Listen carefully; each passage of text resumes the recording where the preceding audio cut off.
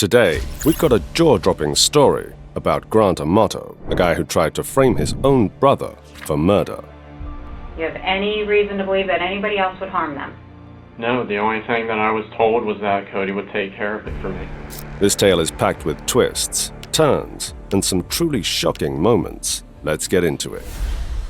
So here's the deal. Back in June 2018, Grant Amato's life was a hot mess. He dropped out of anesthesiology school and then got the boot from his nursing job. Why? Well, there were some pretty serious allegations about him messing with medications and stealing money. The charges were eventually dropped, but Grant didn't go back to work. Instead, he leaned heavily on his older brother, Cody, who covered all his expenses and even took him on a $10,000 trip to Japan. Nice brother, right? But here's where it gets wild. Despite all that help, Grant went and stole over $60,000 using Cody's credit card. And what did he spend it on? A Bulgarian cam model. Yep, you heard that right. Not stopping there, he also drained $200,000 from his parents, Chad and Margaret, wiping out their life savings. Things took a deadly turn on January 24, 2019. After promising to stop talking to the cam girl and breaking that promise again, Grant snapped. He shot his mom, Margaret, while she was working at her desk. Then he waited for his dad, Chad, to come home, and shot him too. Using his dad's phone, Grant tried to lure his brother Cody back to the house. When Cody walked in, Grant shot him in the face. Talk about betrayal. To cover his tracks, Grant staged the scene to look like a murder-suicide. He placed a gun near Cody's body and holstered another gun on his dead dad's hip, but he messed up. The gun was on the wrong side, since Chad was right-handed. So, after the murders, Grant didn't exactly go on the run. 2 days later, police found him chilling at a local motel and brought him in for questioning. Now here's where it gets interesting. When the cops arrived, Grant didn't even ask why they were there. I mean, seriously? He just went along with them like it was no big deal. You're being cooperative, sir. We appreciate that. Some Seminole County detectives want to talk to you, so we're going to get the handcuffs off of you. Nothing in your pants, correct? Yes. Nothing, yes, sir. It's just a normal routine when we encounter someone that we want to make sure you're safe. Now we know you don't have any weapons. We'll get those restraints off of you. The interrogation starts off pretty relaxed. The detectives are all about building rapport, making Grant comfortable. They're chatting away almost like they're old friends catching up. But here's the kicker. Even though he was handcuffed on the ground just hours earlier, Grant still hasn't asked why he's being questioned. Talk about keeping your cool or being completely clueless. You got what? Do you coke or anything? No. I'll hold off on that. Okay. Hi, I'm Eva. Hi. How are you? I'm here. Hey, we really appreciate you coming up here with us. And if any time during this you need to stop and go to the bathroom, want a drink, Snacks. then just let me know, and we'll be happy to get you in. My name is Danny Anderson, and I'm a deputy Seminole County Sheriff's Office, as is Eva. So we just want to talk to you a little bit, and we'll get this in and out, be on our way. Okay? And then when this whole wrongful accusation of the grand theft charge that I told you about in the car, when that happened, I stopped working at the hospital, and then that took I don't think we talked about that in the car. Well, I was accused of grand theft of the third degree back in June of 2018. That went on for 6 months, and during that time I obviously wasn't allowed to work because of it. So when that happened, obviously I was dismissed from that job, and then I couldn't get another job because now you have an outstanding felony charge on your name. Sure. So then I got the attorney. It all went through, and then finally in December, they posted on the Orange County Clerk Courts or whatever website where your file is that there was no evidence ever presented. All the charges were dropped, and now I'm just in the process of expunging that from my records. Right. But because I can't keep just not working forever. Sure. That was kind of a topic around the house was, I need to get started here. The detectives use a technique called funneling. They start with broad, general questions and gradually get more specific. It's like leading someone down a path without them even realizing it. They ask about money, knowing full well that Grant's been out of work for 6 months and living off his family. It's almost like they're setting the stage for the big reveal. What do I like to do? I like to watch anime.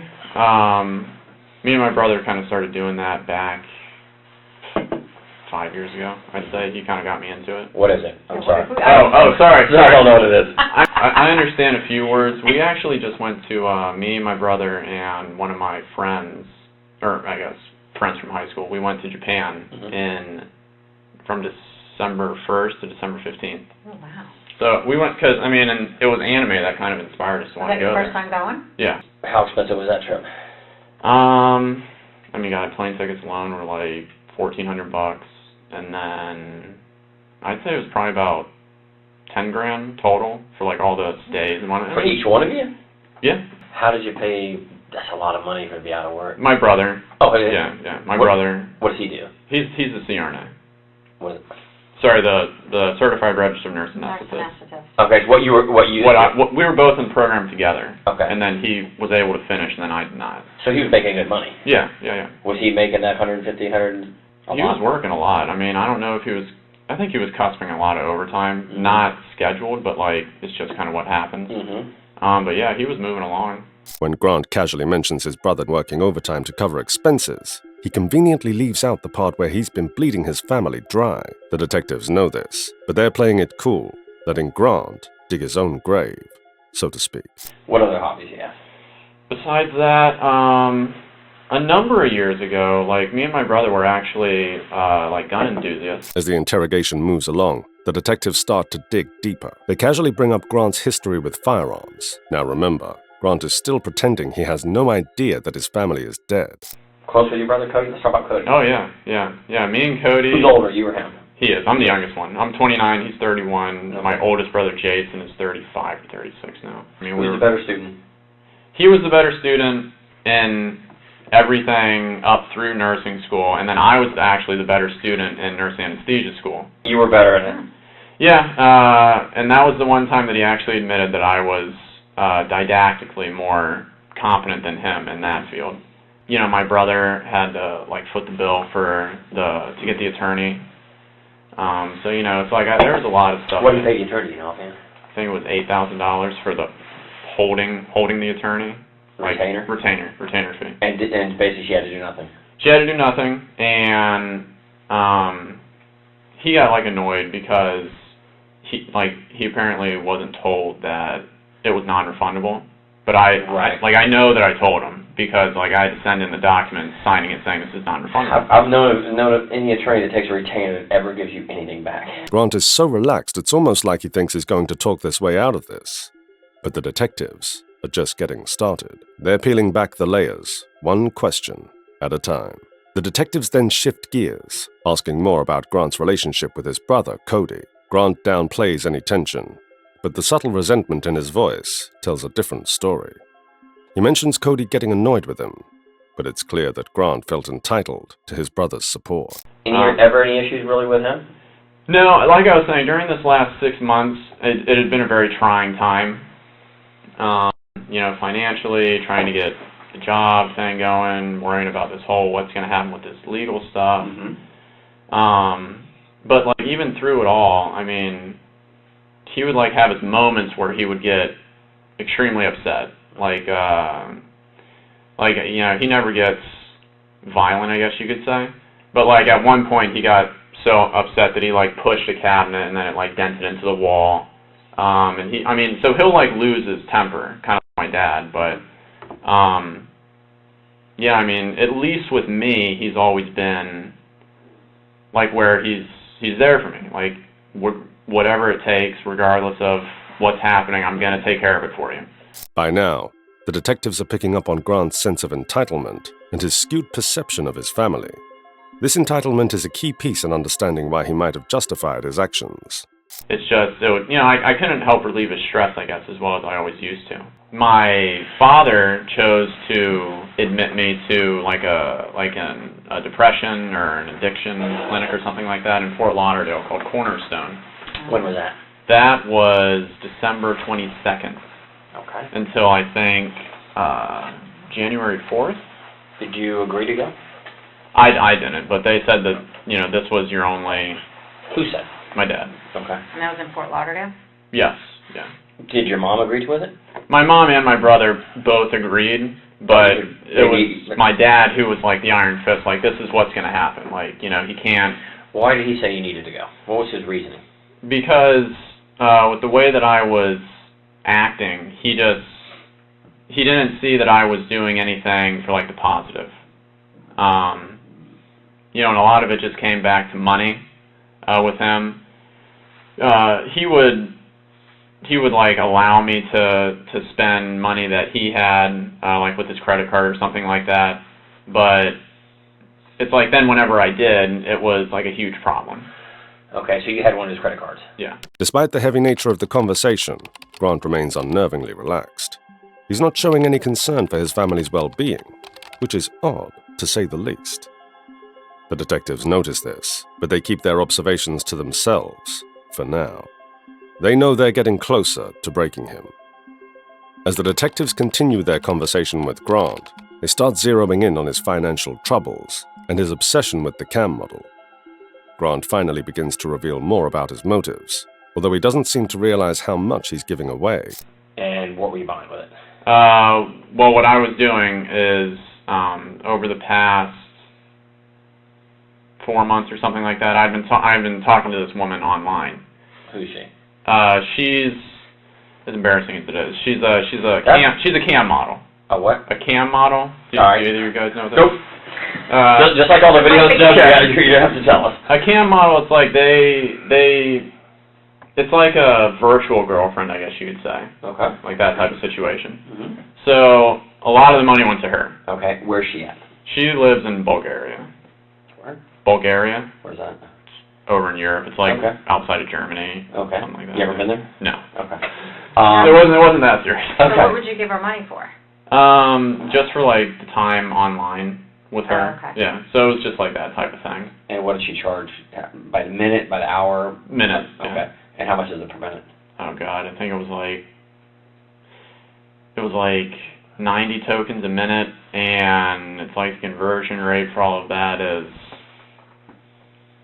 like $600 for like 5,000 or something tokens or something like that. So, and then it was 4 hours a night.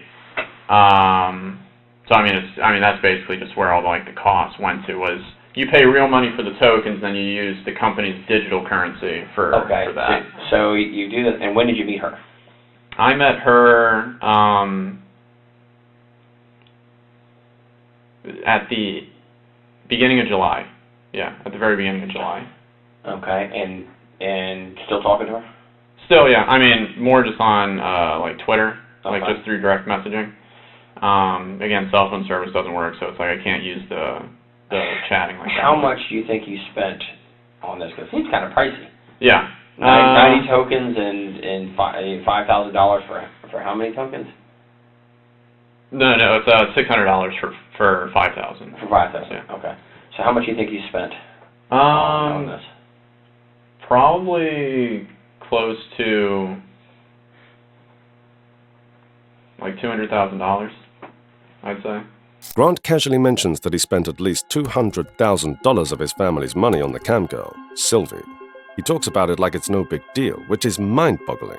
The detectives are slowly piecing together just how deep Grant's obsession ran and how it drove him to such extremes. Grant's reliance on magical thinking is another striking aspect. He believed that everything would just work out somehow. He thought his Twitch stream would suddenly become successful and repay all the money he stole. This kind of thinking shows just how disconnected from reality he was. $200,000? Yeah. And where'd the money come from? Money came from me, my brother, and then my dad. Did they know where the money was going to? They didn't know that it was going to a cam model. What did you I tell was them? saying that it was going towards my Twitch streaming, like Beginning stuff. like advertising, like putting my name out there and that type of thing. But based on what you're telling me, only so many people make so much money. So I think just a few, Just a and have handful. make a bunch of money. Right. So what, that was like the ultimate goal, is to get to that. I was level? hoping that the stars would align, and then I would be like one of those people, because I was good at the games, and I'm a funny, pleasant person on the camera and that type of thing. So I guess to bring it all back with why I was brought to Cornerstone, it was a mix of all of those things. It's like he felt like, he felt like You need to be grounded. yeah.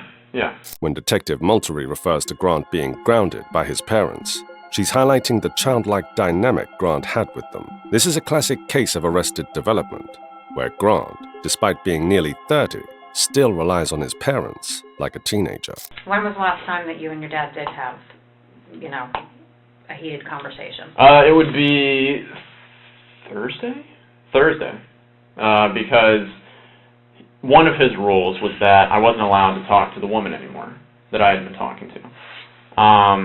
But I guess you could say behind the scenes, my mom would let me talk to her through her cell phone using Twitter. And, she would tell me, like, look, you have to keep it just basic, because if you say anything or if you entice anything or do anything like that, it might lead her to say something to, like, my dad or something like that. Because, how was she in touch with him? Because apparently when I was in Cornerstone, my dad told her, because he had, like, hacked my computer or something like that, and then he found everything. Is he electronics guy like you and your brother? Except he's more of that, like, hacking level, like, able to do all that stuff. So he had found, like, just the stuff that was related to her. And then, he erased my whole entire computer. He put a password on it. So it's like, even when I came back up until Thursday, like, I wasn't able to go onto my own computer to look at anything. Basically, he's treating you like a small child. Right. And rightfully so. I mean, spending that amount of money, I was acting childish. I can kind of get it. But, so yeah, anyways, on Thursday, he had apparently found out that I was speaking to her again. Mm-hmm. And when I came back on the 4th, my mom picked me up from the Cornerstone place. And then me and my mom met my dad at California Pizza Grill or Kitchen in Waterford Lakes. Mm-hmm. And he had this list, front and back, on a piece of paper of all the rules. This is what's going to happen. This is why I'm acting the way that I'm going to act. I'm not going to be Dad anymore. I'm going to be Chad. And I basically told him that I'm going to be present. I'm going to do what I can. I'm going to start trying to get jobs now. I told him what my plan was. It wasn't really my intention to continue talking to this woman, but it just kind of happened. Grant's behavior shows several signs of narcissistic tendencies: a grandiose sense of self, lack of empathy, immaturity, and a sense of entitlement. He exploited his family for personal gain and avoided taking responsibility for his actions. And then because there was like that emotional connection, I guess you could say, between her and me, like it felt like a relationship. I didn't want to just stop cold turkey on it. So he had apparently found out, and then unhappy. Right, and one of the stipulations was that he told me at the dinner was, if you speak to this woman again, you're out of the house. I'm kicking you out. You can pack up your shit, and then you're off my property. Mm-hmm. And then because of the way that he used to be, he had told me that basically if that happens, that if I ever step back onto his property, that he would kill me. As the detectives close in on the link between his obsession with Sylvie and the murders, Grant's defense mechanisms become more evident.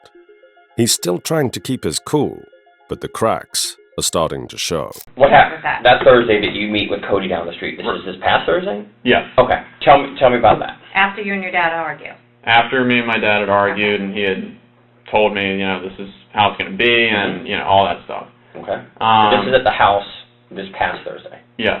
Yeah. Okay. Because this is what now? Saturday? So yeah. Past Thursday, I guess you could still say.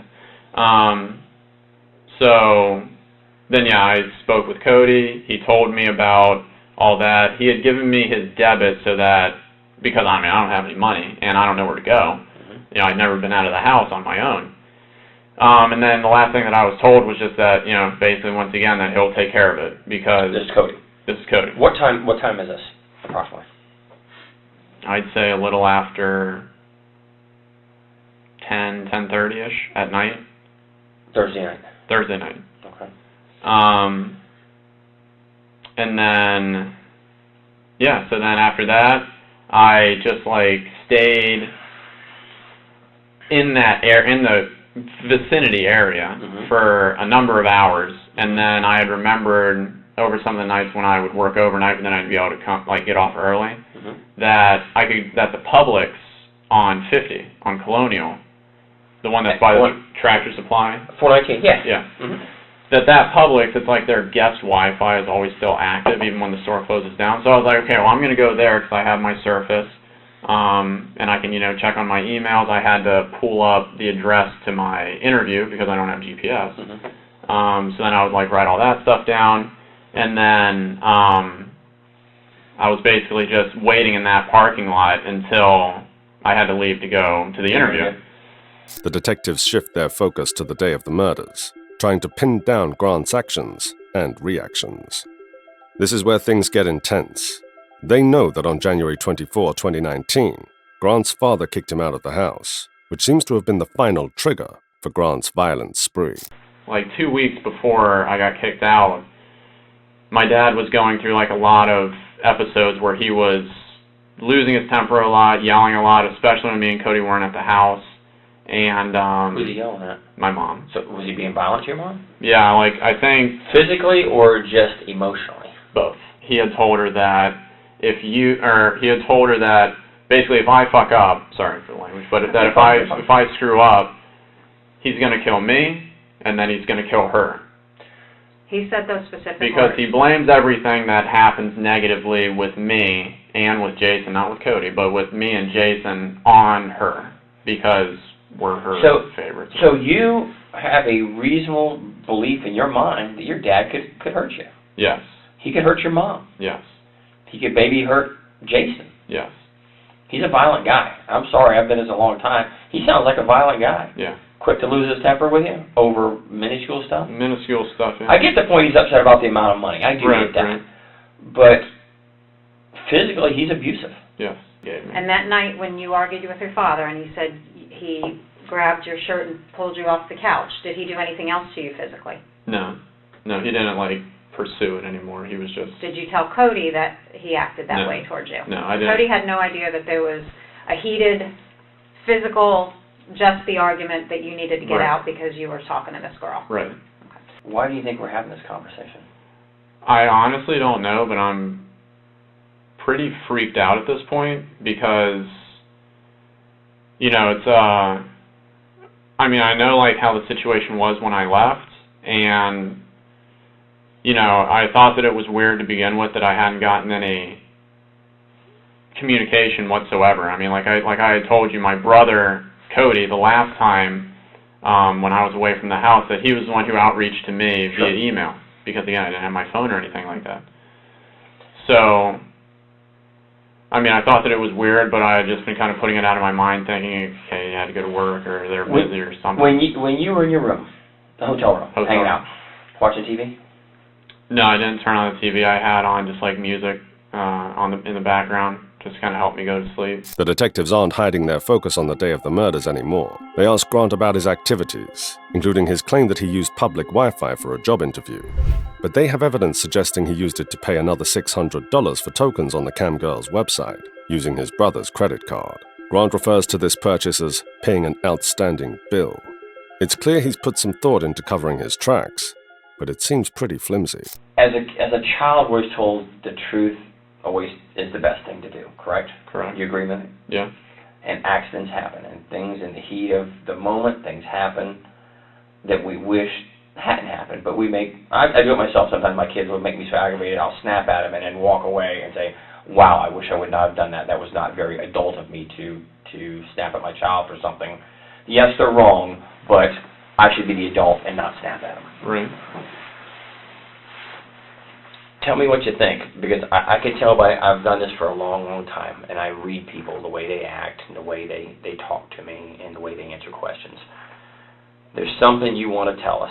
I can see it in your eyes, I can see it in your body language, and just the way you act.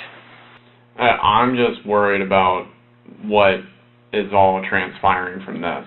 I think at this point right now, to be honest with you, Grant, you know what it is. Despite the mounting pressure, Grant hasn't shown any real curiosity about why he's being questioned. This is pretty suspicious. Most people in his situation would be freaking out, or at least asking questions. But not Grant. He's just sitting there, sticking to his story. And we usually know answers before we ask it. Right. Me and Eva knew everything before we asked you the questions. Now's the time to come to Jesus, be honest, because you're holding something back. I can see it in your eyes. people don't believe that the police will help you, but we are actually here to help you with issues you may have. I think something happened, and you don't want to tell us, but right now is the time to get it off your chest. And I really wish you would, because it will make you feel better in the end. I genuinely don't have anything else that I can say about the night or, the periods of time afterwards.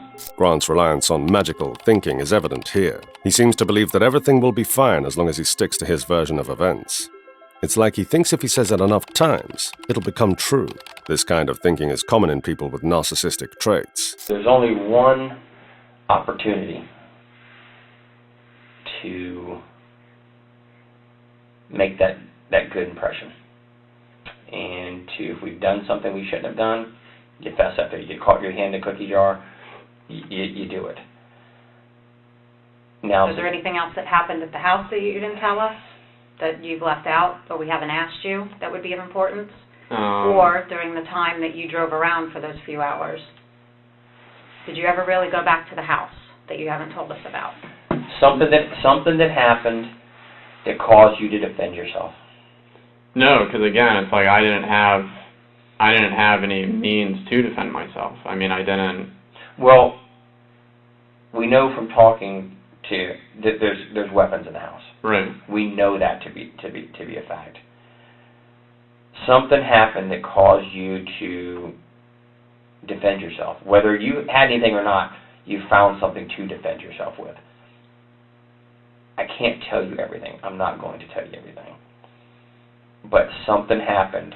Whether your dad blew up on you, threatened you, physically harmed you, or hurt you, something happened that caused an altercation. And I didn't do anything at the house besides get my stuff together and take it out to my car. The detectives are getting frustrated. They know they're close, but Grant's stubbornness is wearing them down.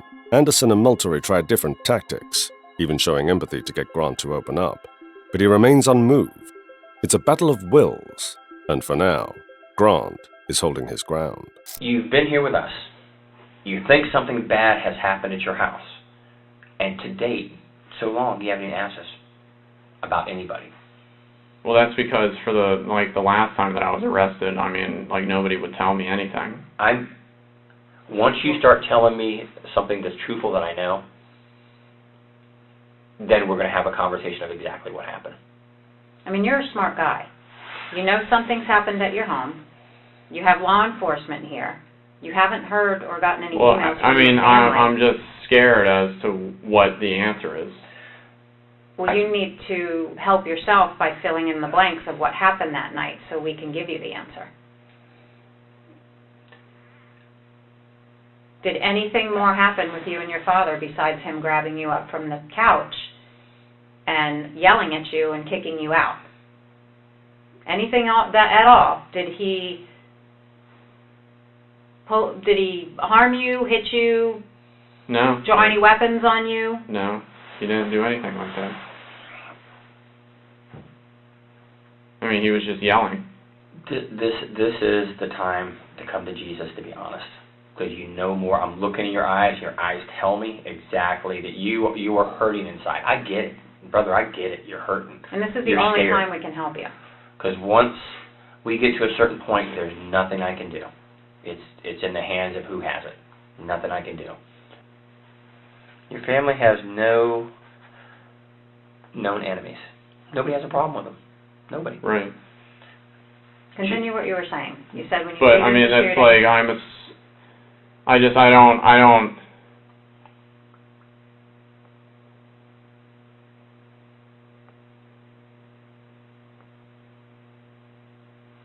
Like I don't know how to even say the words. Well, give me a roundabout what you're thinking. That somebody in my family's dead. And how does that make you feel if you're thinking that? I have absolutely no ability to comprehend the words.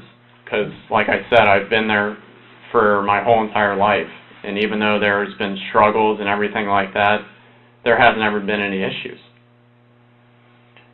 There's never been the struggles or the issues like happened Thursday. Never for you. I believe you 100%. I believe it's never been like that. But something happened Thursday unlike anything you've ever experienced in 29 years of your life. Never. And maybe you felt that was rock bottom for you. You were getting kicked out of the house. Your father gave you an ultimatum. I mean, that's, you know, you're already dealing with the debt, and, you know, now you have to stop talking to this girl, and now you're being kicked out of the home. I mean, that's, I can understand how you would feel. I mean, that you'd want to lash out, or, you know, if something happened, you'd want to defend yourself. Sure. Absolutely. But we need to know what happened. I mean, I know, I can tell that you guys are, like, leading me into a certain way of what... The only thing we're leading you to is wanting to get the truth from you. Not trying to make you say something that's not true, that's not accurate.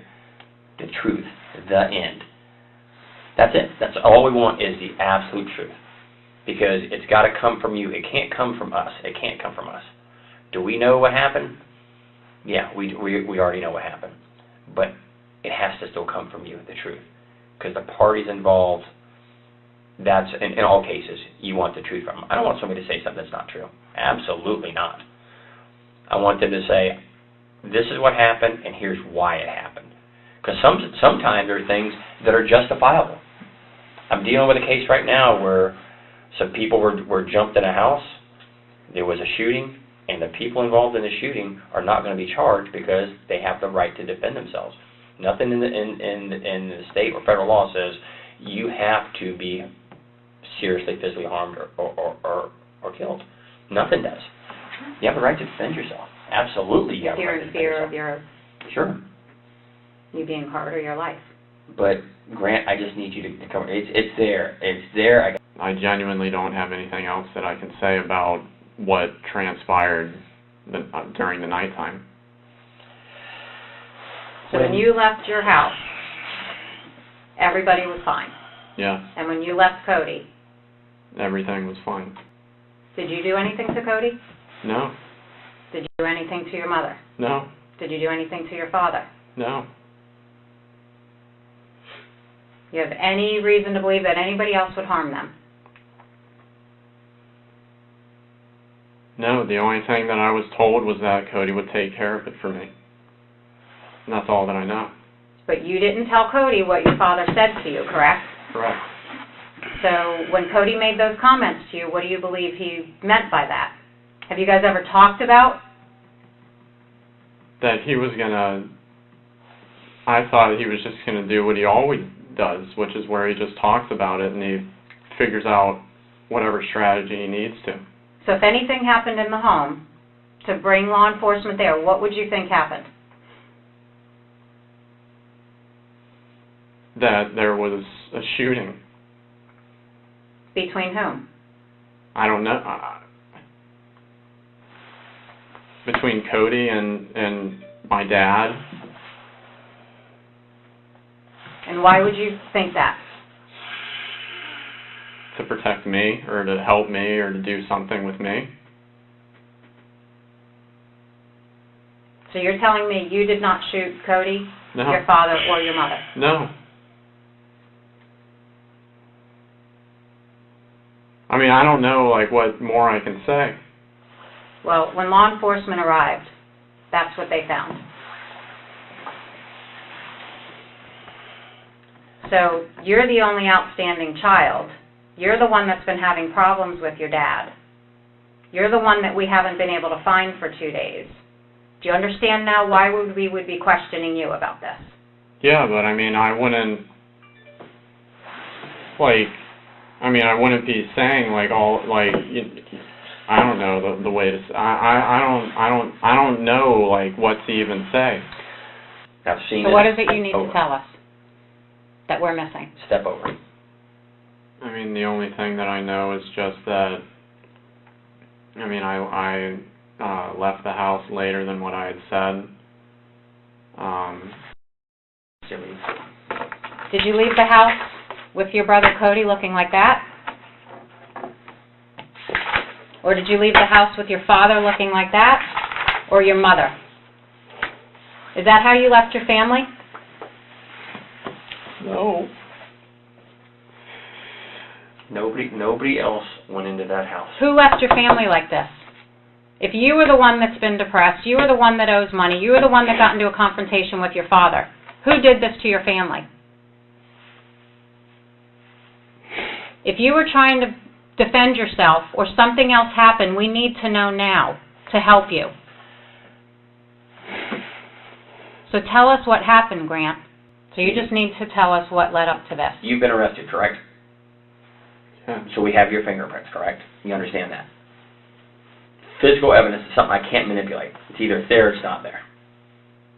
Didn't fire a gun, didn't fire a gun, didn't fire a gun. None of them did. None of them did. Cody did not go home. Or did your father point a gun at you? No, there's nothing else that I can say. No. Okay.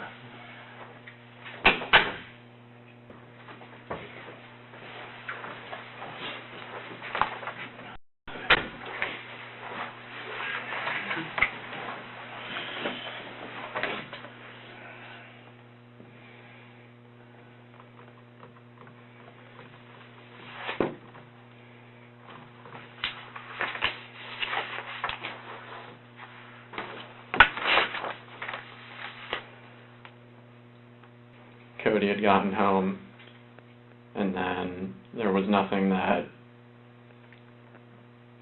he could do to help me. So I don't remember the exact time when I actually left, but I had left later than what I had said. So you were home when Cody got home? Yes. Tell us about that. And you've already told us a lie. This whole Matt thing is bullshit. Cody tried to get involved and you wanted to protect Cody. That makes sense. You and Cody are close. I don't have the answer for anything else. Okay. This is the last time before I'm gonna walk out and then I'm done. Then I'm done for good. When I'm done, I'm done.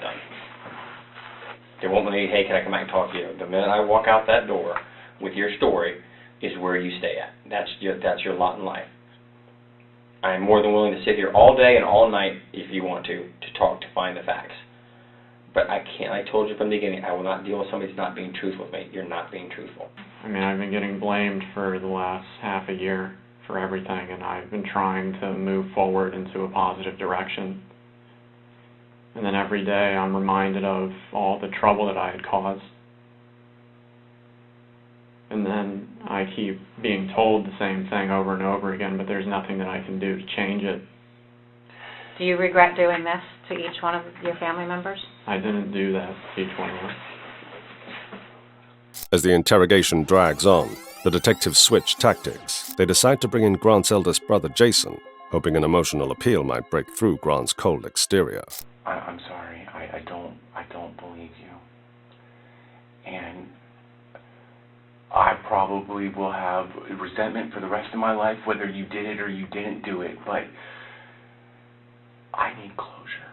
I need to know what happened to my mother, my father, and my brother Cody. Because I wasn't there to fucking help. And that hurts me. That hurts me a lot, man. I may not have been able to stop you. You probably may have hurt me too. But at least I would have known what happened. And now I'm in fucking who knows what now. I am lost. And it scares me that you want to leave here and not face what happened. Because you're putting my life at risk then. You're putting Donna's life at risk, Grandma's life. How do we know what you're going to do?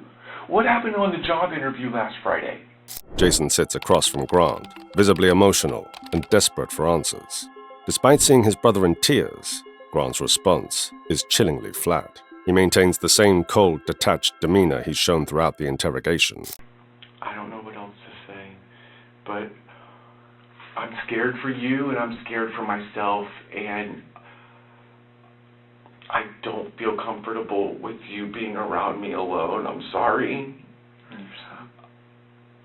I could take you physically, but if you have a knife or know where a gun is, I'm fucked. And I have little girls that I have to raise. I have a woman that is depending on me for the rest of my life. Jason's heartfelt pleas seem to have no effect on Grant. His lack of reaction is deeply unsettling, highlighting just how disconnected he is from the gravity of his actions. This interaction provides a stark contrast between Jason's genuine grief and Grant's emotional detachment. The detectives are clearly hoping that seeing his brother's pain will trigger some form of remorse, or at least a confession from Grant. But as the minutes tick by, it becomes evident that this tactic isn't working. Grant remains unmoved, further cementing the detective's assessment of his psychological state. In the end, Grant's composure remains unnervingly intact. The detectives have no choice but to charge him based on the overwhelming evidence against him. His trial would later reveal the full extent of his actions and motives, painting a picture of a man deeply disconnected from reality and consumed by his obsessions. Hi, my precious little kitty. I just wanted to let you know that I'm thinking about you and that I miss you very much. And I can't wait to hear you soon. And everything about you just makes me so happy. And I just love you with all my heart, baby. You make me very desperate too for you. And I just want you with everything that I am. Thank you for joining us on this deep dive into the Grant Amato case. If you found this story as compelling as we did, please like, subscribe, and hit the notification bell for more true crime stories.